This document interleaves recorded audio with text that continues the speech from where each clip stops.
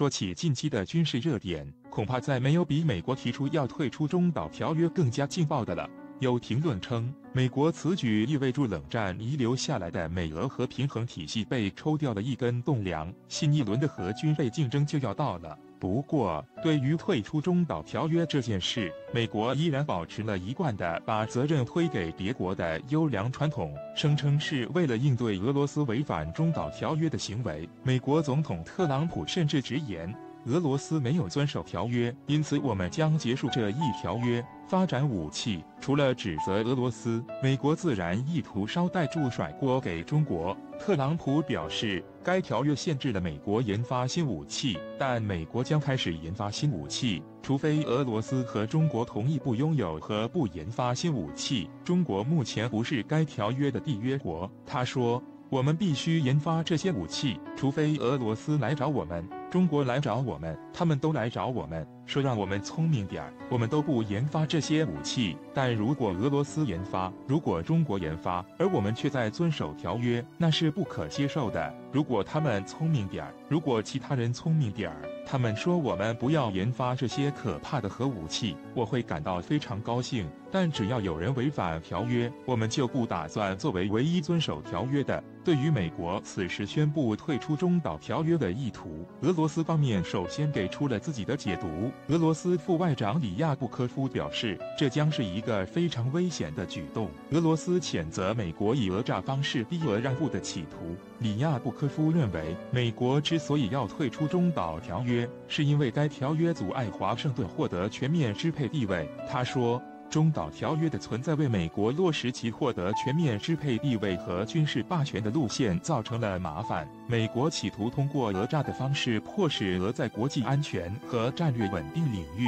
做出让步，我们对此表示不安和谴责。俄方不止一次指出，关于俄违反该条约的指控没有任何根据。此外，俄新社报道则批评美国早就在谋求退出中导条约，主要动机是幻想建立单极世界。也有舆论试图从特朗普上台后美国国家安全政策变化的层面来解读，认为此举是美国重新挑起大国战略竞争的重要步骤，是特朗普要以军事实力为先导支撑，让美国在伟大的军事手段，并以此为契机重构美国霸权的基础。众多中国网友不无担心地表示，美国真正意图是针对中国。特朗普政府想用中程飞弹对付的，其实也是中国。一句就是美国政府近期对华政策已经发生根本性改变，从过去的接触加遏制转变到以遏制为主的方向，同时还提出了所谓全政府对华战略，从政治、经济、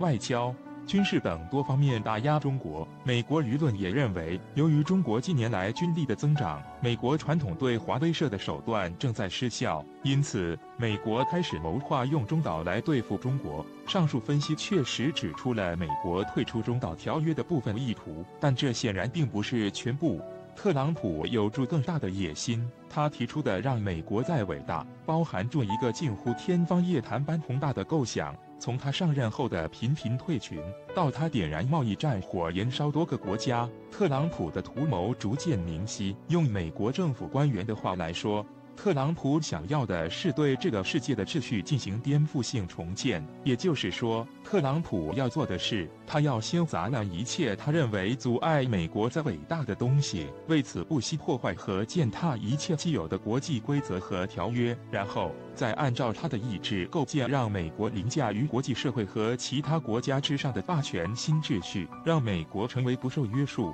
任意妄为的国上之国。看清了特朗普的意图，再来看美国退出中导条约的行为，就可以清楚地发现，美国不仅仅是针对中国、俄罗斯这样的所谓大国战略竞争对手，同时也针对世界多个国家。如果你不相信，看看那些长期追随美国的国家对特朗普此举的态度就明白了。对于美国计划退出中导条约的举行，除了美国长期的跟班英国坚定地表示支持外，多数国家都表达了担忧和反对的立场，尤其是美国的欧洲盟友担心更甚。某种意义上来说，当年签署中导条约就是为了保护美国的欧洲及远东协友的安全，因为此类射程的飞弹除了威胁到美国的一些海外基地之外，对于美国本土来说并不产生根本性的威胁。相反，他的欧洲及远东协友们却感到如芒刺在背，因为在美苏两大阵营当时对峙的背景下，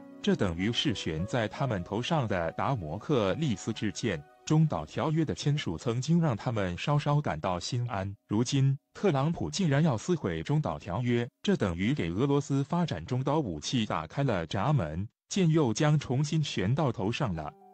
德国表示此举令人遗憾。德国焦点周刊直言，特朗普再次牺牲了欧洲，意味着中程和中短程飞弹的攻击范围将覆盖2个欧洲。美国一再制造世界的不稳定，将国际社会置于不安全之中，险恶意图就是要利用美国当前还拥有的实力基础，制造恐惧和恐慌，为推动特朗普心目中的宏大目标开道，让那些不服从美国意志的国家在惶惶不安中不得不接受美国的条件，让美国的盟友更加依赖和有求于美国，逼住世界接受美国做一个凌驾于众国之上的国上之国。从特朗普上台后的所作所为来看，确实都在向助他自己的目标迈进，为此他不惜对天对地对空气，搞得国际社会天怒人怨。也许特朗普认为各国会在恐惧不安中接受他的颠覆性重建构想，然而他也许没想到事情会不会完全走向反面。一个已经成为国际社会麻烦制造者的国家，真的能凭一己之力把世界玩弄于股掌吗？恐怕未必。俗话说，千夫所指，无疾而终。特朗普领导下的美国正在如此任性自私地捣乱这个世界，那么离千夫所指还远吗？自中国055型驱逐舰密集下水以来，那艘停泊在乌克兰尼古拉耶夫州的万吨级巡洋舰就几乎被人彻底遗忘。但近日，有幸运者得以在俄乌关系极度紧绷的眼下造访尼古拉耶夫造船厂，并为外界带来万吨巡洋舰乌克兰号的最新照片。当然，对中国军民而言，这艘巡洋舰彻底失去修复价值早已不是新闻。眼下的中国军迷也不会幻想住让乌克兰号大型飞弹巡洋舰去和辽宁、原宁瓦良格同样来自乌克兰号航母重逢，但眼下乌克兰号巡洋舰显然面临着比这更为悲惨的命运。图为乌克兰号大型飞弹巡洋舰，可见其上的红色袖字已达到了几乎覆盖全舰的地步。从1984年开工的乌克兰号巡洋舰，由于苏联末期的经济问题，在1990年暂时停工，而后又随着苏联的解体，在1991年彻底停工。在停工时，曾名共青团员的乌克兰号巡洋舰已经完成了近96%的工程量，这是一直以来外界对此感到最为惋惜的关键。乌克兰人、俄罗斯人乃至中国都曾或多或少有买下这艘巨舰并为己所用的意向，但碍于外部环境和成本问题等多种原因，最终都未能如愿。图为在西太平洋活动的乌斯季诺夫海军元帅号巡洋舰，过去的事情终究已经过去。无论中国或光荣级巡洋舰的本家俄罗斯曾距离这艘巡洋舰多么近，眼下它依旧静静地靠泊在黑海尼古拉耶夫造船厂，这依旧是不争的事实。眼下，乌克兰号大型飞弹巡洋舰已经彻底失去了修复价值。一般来说，这种海军舰船会被拆解为废钢铁回炉，或是作为博物馆永久保存，在土豪手里更有可能被当作拔剑击沉。无论哪个命运都算不上坏。图为破败的乌克兰号巡洋舰，